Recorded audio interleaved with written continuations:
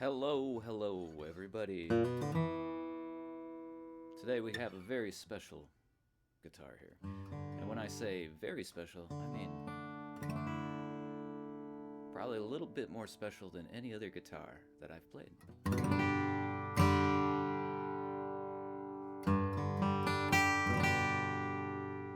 We have a 1939 D18. This is I think it's a mid-year, so it has the rear shifted bracing.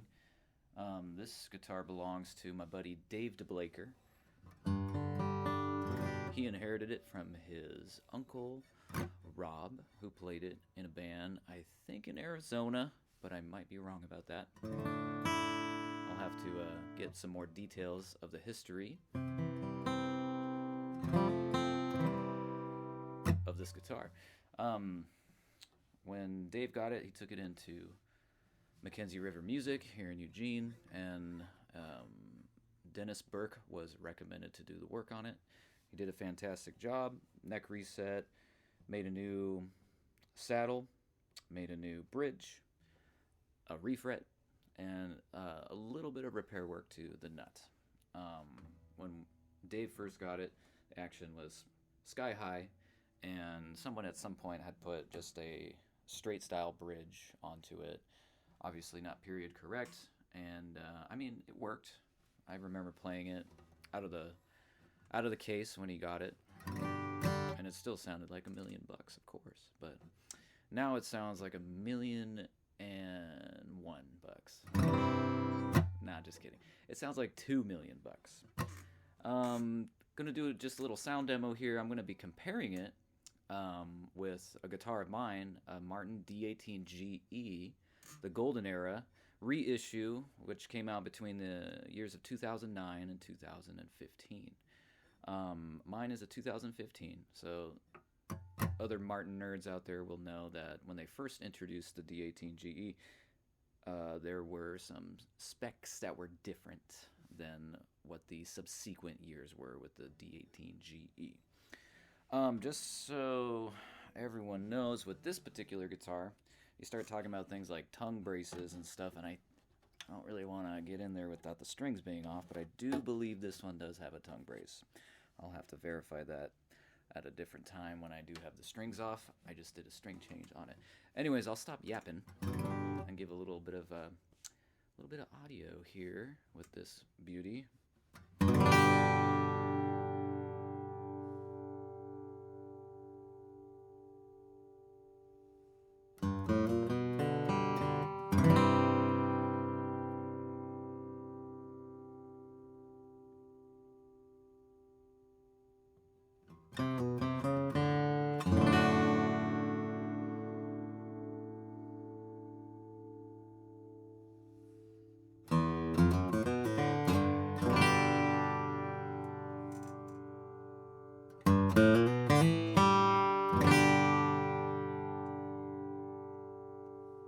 Whoo, just killer.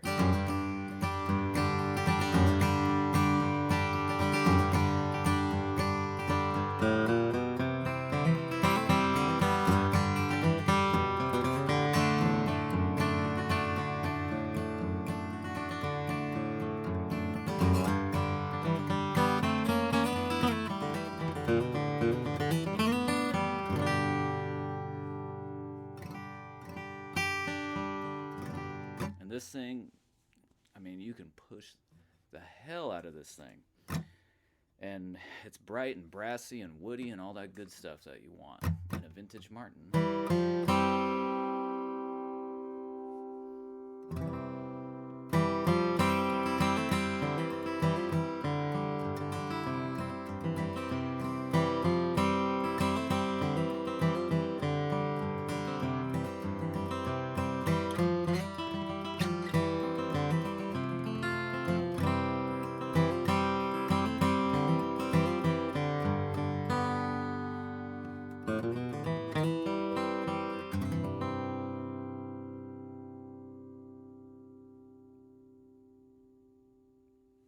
Sustained for days, let me tell you.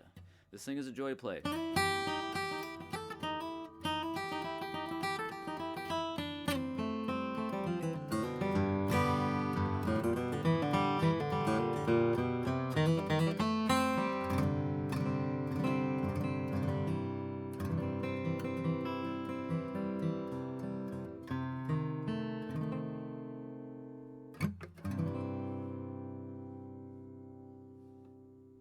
right, let's bring out the D18GE and see what the differences are.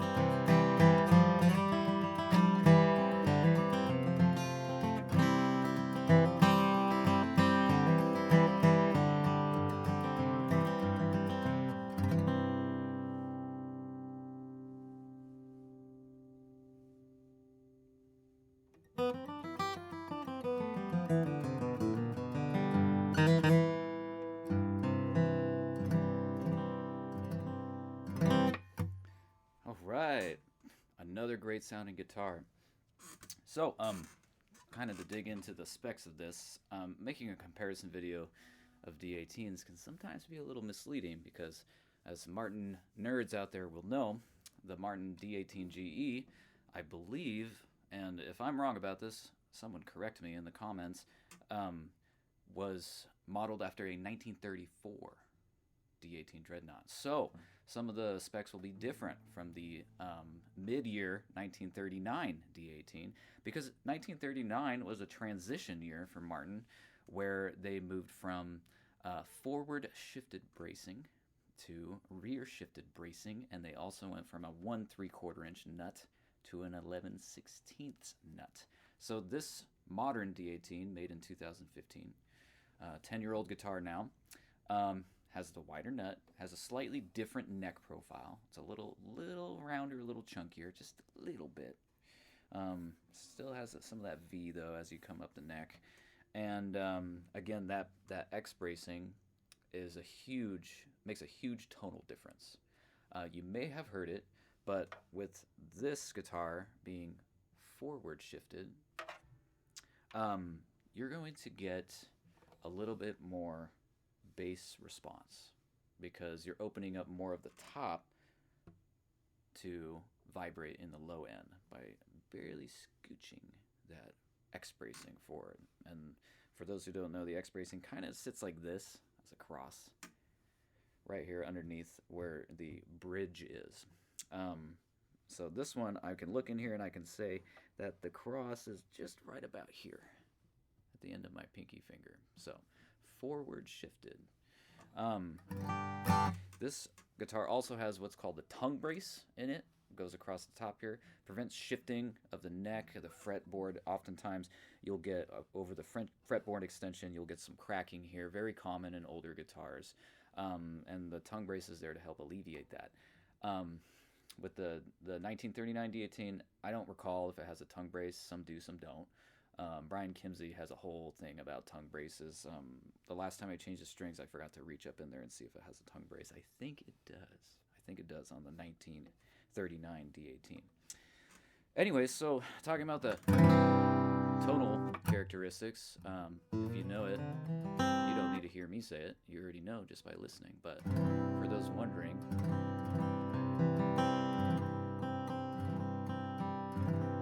this guitar has a great sound. It's a great sounding guitar. The D18GEs, in my opinion, are some of the best modern guitars that Martin made between 2009 and 2015. If you can find one from 2009, get it if you can, because that model was made without a tongue brace. So they really stayed true to those super early Martin dreadnoughts that did not have a tongue brace. And it does make a very small sonic change in the sound. You got more top to vibrate. Of course, the trade-off is it's not as structurally sound. So you might have some issues with cracking along the fretboard up here on the top of the guitar. This guitar to me is more focused.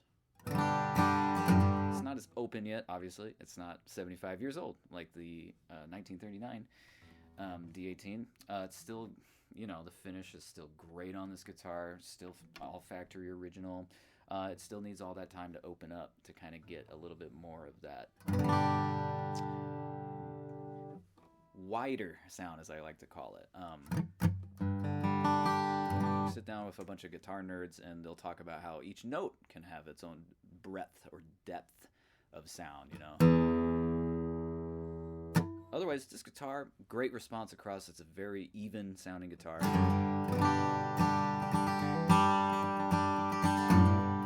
And a little disclaimer, the strings on this one are dead. I haven't changed them in about 3 months. I really like the sound of dead strings. On the other D18, the 1939, brand new strings as of yesterday, but they're the same strings, Martin Authentics, medium gauge, phosphor bronze. All right, so that's enough of me yapping. How about one more little comparison, since we're comparing apples to oranges here. I mean, we're comparing two D18s, but wildly different D18s over the years. Let's do a little, what is it?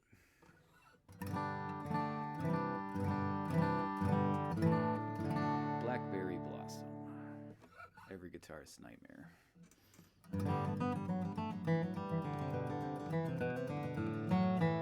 And that's why.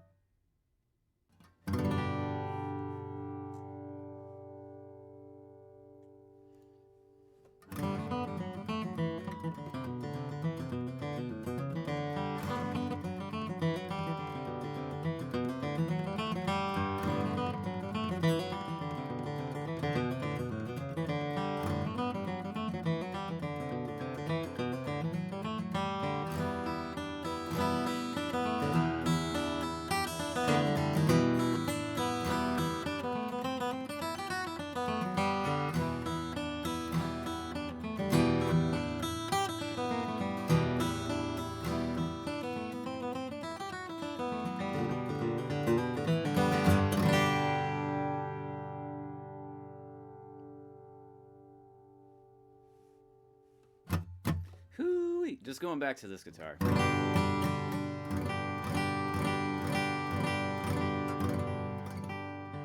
Man, it is so responsive. All that dried mahogany is just the slightest touch, you know, just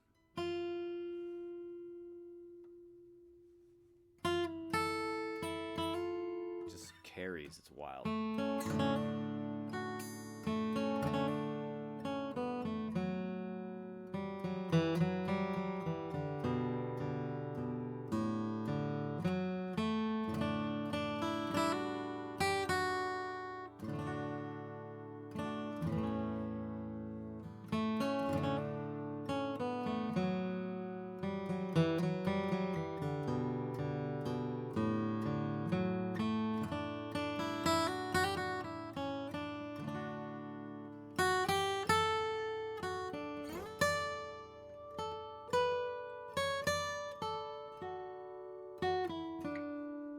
Just listen to those overtones on the open strings. Man, Dave is a lucky man. It's a killer guitar. The 1939 D18. I am very fortunate to get to play this. I love it. If you go out, make friends with great musicians, you too could play some amazing guitars.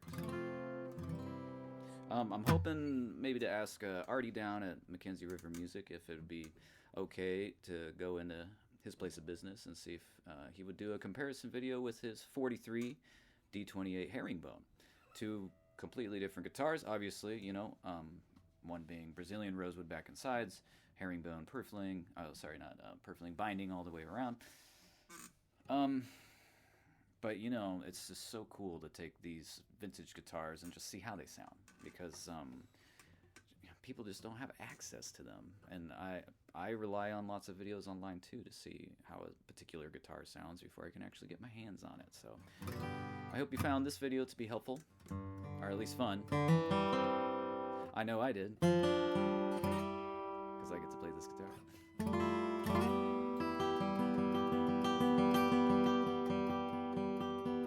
I'll just do one fat E, because everybody knows on a D18, the E chord is the money chord.